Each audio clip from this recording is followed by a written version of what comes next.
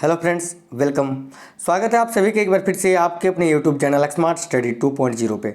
तो साथियों देखिए, इस क्लास में देखेंगे रेलवे एनटीपीसी और ग्रुप डी के लिए मॉडल प्रैक्टिस सेट नंबर 1 को। आपको पता है कि रेलवे एनटीपीसी का पेपर चल रहा है, एग्जाम चल रहा है अभी, और एग्जाम में कैसे किस टाइप के क्वेश्चंस आ रहे हैं उसी टाइप के क्वेश्चंस, एक्सपेक्टेड क्वेश्चंस आपको कराएंगे, जो रेलवे एनटीपीसी के लिए ही नहीं, रेलवे ग्रुप डी के लिए भी काफ़ी इंपॉर्टेंट है। अभी आने वाला परीक्षा है ना रेलवे ग्रुप डी का, उसके लिए भी मस्ट इंपॉर्टेंट है। तो पूरा क्लास को कंप्लीट देखिए, एक भी क्वेश्चन को स्किप मत करना। तो चलो फिर शुरू करते हैं। साथियों इस वीडियो में मल्टीपल क्वेश्चन है, करंट अफेयर्स, जनरल साइंस और जनरल नॉलेज के। तो शुरू करते हैं। ये रहा पहला क्वेश्चन, देख लो। किस राज्य सरकार ने 20 मई 2020 को स्टार्टअप फंड लॉन्च किया है? साथियों देखो, इस क्वेश्चन का करेक्ट आएगा उत्तर प्रदेश ने। ऑप्शन नंबर बी करेक्ट आएगा, उत्तर प्रदेश। आगे देखिए, तत्पर योजना किस राज्य सरकार द्वारा शुरू की गई है? तो साथियों देखो, तत्पर योजना किस राज्य सरकार के द्वारा शुरू की गई है? तो याद रखना, झारखंड के द्वारा। झारखंड की बात करें तो झारखंड के मुख्यमंत्री कौन है अभी? हेमंत सोरेन जी। और झारखंड की राज्यपाल तो द्रौपदी मुर्मू जी। आगे देखिए नेक्स्ट क्वेश्चन, खेल विज्ञान में उत्कृष्टता केंद्र स्थापित करने हेतु किस विश्वविद्यालय को चुना गया है? तो इंपॉर्टेंट क्वेश्चन है साथियों, ध्यान देना। देखना इस क्वेश्चन का करेक्ट आएगा राजीव गांधी विश्वविद्यालय को। आगे देखिए, किस मंत्रालय ने छावनी बोर्डों के प्रबंधन हेतु ई गवर्नमेंट फाउंडेशन के साथ एक समझौते पर हस्ताक्षर किया है? तो साथियों देखना इस क्वेश्चन का करेक्ट आएगा रक्षा मंत्रालय ने। ऑप्शन नंबर ए करेक्ट आ गया। देखो, नोरेडको को नवनियुक्त महानिर्देशक का नाम बताइए। नोरेडको के नवनियुक्त महानिर्देशक का नाम क्या है? तो देखो, इस क्वेश्चन का करेक्ट आंसर आ जाएगा राजेश गोयल। राजेश गोयल आपका करेक्ट है। देखो, किस राज्य सरकार ने राजीव गांधी किसान न्याय योजना का शुभारंभ किया है? तो साथियों देखना इस क्वेश्चन का करेक्ट आएगा छत्तीसगढ़ राज्य सरकार ने। आगे देखिए क्वेश्चन, निम्न में से किसकी अध्यक्षता में प्रधानमंत्री मत्स्य संपदा योजना के कार्यान्वयन को मंजूरी दी गई? तो साथियों नरेंद्र मोदी जी की अध्यक्षता में, प्रधानमंत्री नरेंद्र मोदी जी की अध्यक्षता में। ऑप्शन नंबर ए करेक्ट है। आगे देखिए, किस देश ने ओपन स्काई संधि से बाहर निकलने की घोषणा की है? तो साथियों देखो, इस क्वेश्चन का करेक्ट आंसर आ जाएगा अमेरिका ने। किस देश ने ओपन स्काई संधि से बाहर निकलने की घोषणा की है? तो साथियों अमेरिका ने। देखो, अक्षय ऊर्जा के संयुक्त उद्यम के लिए किस कंपनी ने ओएनजीसी के साथ समझौते पर हस्ताक्षर किया है? साथियों जरूर आपको याद रखना है, एनटीपीसी ने। देखो, अक्षय ऊर्जा के संयुक्त उद्यम के लिए किस कंपनी ने ओएनजीसी के साथ समझौते पर हस्ताक्षर किया है? तो एनटीपीसी ने। आगे देखिए, हाल ही में चर्चित पेंगोंग त्सो झील ये किस जगह स्थित है? साथियों जरूर याद रखना, देखो लद्दाख में। लद्दाख आपका करेक्ट आ गया, option number B. Next question, question number 11, Delhi के पड़ोसी राज्य कौन से हैं? तो साथियों देखना, दिल्ली के पड़ोसी राज्य हैं हरियाणा और उत्तर प्रदेश, यानी ऑप्शन नंबर डी आपका यहाँ करेक्ट आएगा। दिल्ली के पड़ोसी राज्य याद रखना, हरियाणा और उत्तर प्रदेश। आगे देखिए, कॉमनवेल्थ गेम्स खेलों की शुरुआत किस वर्ष हुई थी? तो साथियों कॉमनवेल्थ गेम्स यानी राष्ट्रमंडल खेलों की शुरुआत कब हुई थी? तो 1930 से। और कहाँ में हुई थी? कहाँ पे हुई थी? तो लंदन में। लंदन से इसकी शुरुआत हुई थी 1930 में। आगे देखिए, पोत निर्माण यार्ड मझगांव डॉक ये कहाँ स्थित है? तो देखो, पोत निर्माण यार्ड मझगांव डॉक ये कहाँ पर स्थित है? तो याद रखना, मुंबई में। Mumbai option number D correct है। विद्युत धारा का मापन निम्नलिखित में से किस उपकरण का प्रयोग करके किया जाता है? इंपॉर्टेंट क्वेश्चन है, ये भी ध्यान दीजिए। तो साथियों विद्युत धारा का मापन एमीटर से किया जाता है, एमीटर या तो एम्पियर। तो यहाँ एमीटर है, एमीटर आंसर आएगा। आगे देखिए, निम्नलिखित में से किस पर्वतीय स्थल को वज्रपात स्थल के नाम से जाना जाता है? तो साथियों देखना इस क्वेश्चन का करेक्ट आएगा दार्जिलिंग को। दार्जिलिंग वेस्ट बंगाल में है। आगे देखिए, भारत के किस राज्य में महिला मुख्यमंत्री अभी तक नहीं बनी है? भारत का वो कौन सा राज्य है साथियों जहां पर महिला मुख्यमंत्री अभी तक नहीं बनी है? तो याद रखना, महाराष्ट्र। महाराष्ट्र आपका करेक्ट है, ठीक है। यार सब राज्य की महिला मुख्यमंत्री रह चुकी हैं, जैसे तमिलनाडु की ललिता जयललिता, ठीक है, राजस्थान की वसुंधरा राजे, फिर ये उत्तर प्रदेश की आपकी सबसे पहली महिला मुख्यमंत्री तो उत्तर प्रदेश की थी ना, कौन? सुचिता कृपलानी। देखो, महाराष्ट्र राज्य की अभी तक जो है ना महिला मुख्यमंत्री नहीं बनी है, ये आप याद रखना। आगे देखिए, यदि अपशिष्ट पदार्थ पीने के पानी के स्रोत को दूषित कर दें तो निम्नलिखित में से कौन सी बीमारी फैल जाएगी? तो याद रखना, टाइफाइड। टाइफाइड आपका करेक्ट आएगा। आगे देखो, ओजोन छिद्र के लिए कौन सा प्रदूषक जिम्मेदार है? तो साथियों ओजोन छिद्र के लिए कौन सा प्रदूषक जिम्मेदार है? तो CFC, क्लोरोफ्लोरोकार्बन। आगे देखिए, कौन महात्मा गांधी के राजनीतिक गुरु के रूप में जाने जाते हैं या माना जाता है? किसे महात्मा गांधी जी के राजनीतिक गुरु के रूप में माना जाता है? तो याद आपको रखना है गोपाल कृष्ण गोखले जी को। ऑप्शन नंबर सी राइट है। क्वेश्चन नंबर 20, टाइम पत्रिका महात्मा गांधी को पर्सन ऑफ द ईयर नाम से कब सम्मानित किया था?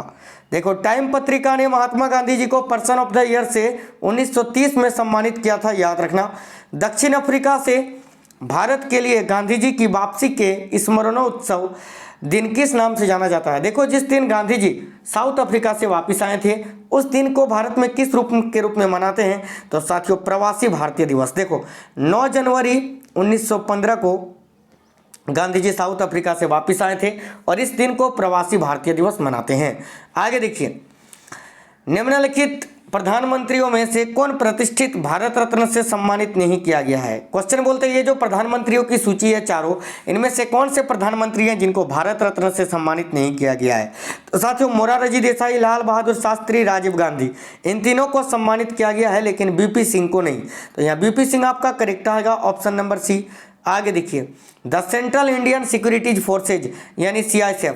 देखो यहाँ पर फुल फॉर्म यहाँ पर मिस्टेक है। देखो, सेंट्रल इंडियन नहीं इंडस्ट्रियल होगा, ठीक है, इंडस्ट्रियल, ठीक है। देखो, सेंट्रल इंडस्ट्रियल सिक्योरिटी फोर्सेज यानी CISF, भारतीय औद्योगिक सुरक्षा बल की स्थापना कब हुई थी? तो 1969 में। ऑप्शन नंबर ए करेक्ट आएगा, याद रखना। आगे देखिए, नोबेल शांति पुरस्कार से महात्मा गांधी जी को क्यों नहीं सम्मानित किया गया था? क्योंकि साथियों नोबेल पुरस्कार से मरणोपरांत सम्मानित नहीं किया जा सकता है। तो ऑप्शन नंबर बी करेक्ट आएगा। आगे देखिए, नागालैंड के हॉर्नबिल महोत्सव पहली बार भारत के किस राष्ट्रपति के दौरान मनाया गया था? देखो, यह हॉर्नबिल महोत्सव जो नागालैंड में मनाया जाता है साथियों, किस राष्ट्रपति के दौरान सबसे पहली बार मनाया गया था? तो KR नारायणन के समय। ऑप्शन नंबर बी करेक्ट आएगा। देखो, किसने और कब महात्मा गांधी को महात्मा शीर्षक दी थी? तो देखिए, महात्मा गांधी जी को महात्मा का शीर्षक दिया किसने दिया था? रविंद्रनाथ टैगोर जी ने, और 1915 में, याद रखना। आगे देखिए, पुले किशन द्वितीय किस वंश के सबसे प्रसिद्ध शासक थे? तो याद रखना चालुक्य वंश के, चालुक्यों के प्रसिद्ध शासक थे साथियों पुले किशन द्वितीय। आगे देखिए, उपनिषदें क्या हैं? तो साथियों उपनिषदें हिंदू दर्शन का एक स्रोत है, याद रखना। ऑप्शन नंबर ए करेक्ट आएगा। आगे देखिए, उस्ताद मंसूर इनमें से किस क्षेत्र के प्रसिद्ध चित्रकार थे? उस्ताद मंसूर इनमें से किस क्षेत्र के प्रसिद्ध चित्रकार थे भाई? देखो करेक्ट आंसर क्या आएगा? आप सभी साथियों को याद रखना है जहांगीर, जहांगीर आपका करेक्ट आएगा।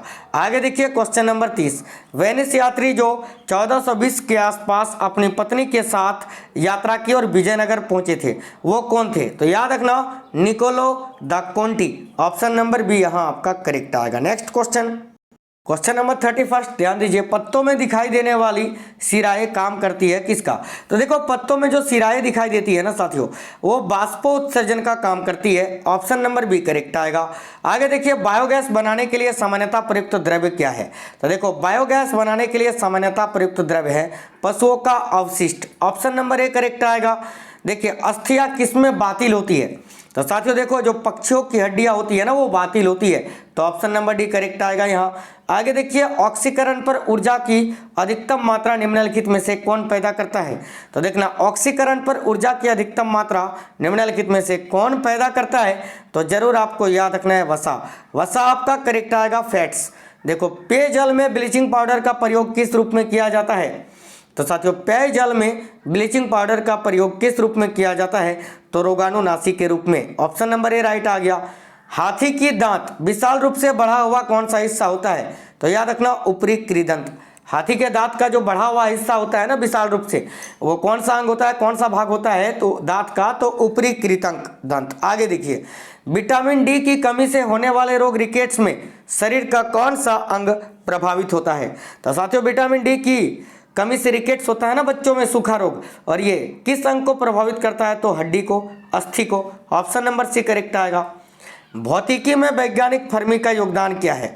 तो साथियों, भौतिक विज्ञान में वैज्ञानिक फर्मी का योगदान यह है कि उन्होंने कृत्रिम रेडियोधर्मी तत्वों की पहचान की थी। ऑप्शन नंबर ए करेक्ट आएगा। आगे देखो, विद्युत चुंबकीय प्रेरण की प्रक्रिया इनमें से किसके निर्माण के लिए प्रेरित है? तो याद रखना जनरेटर के। जनरेटर आपका करेक्ट आ गया, ऑप्शन नंबर बी।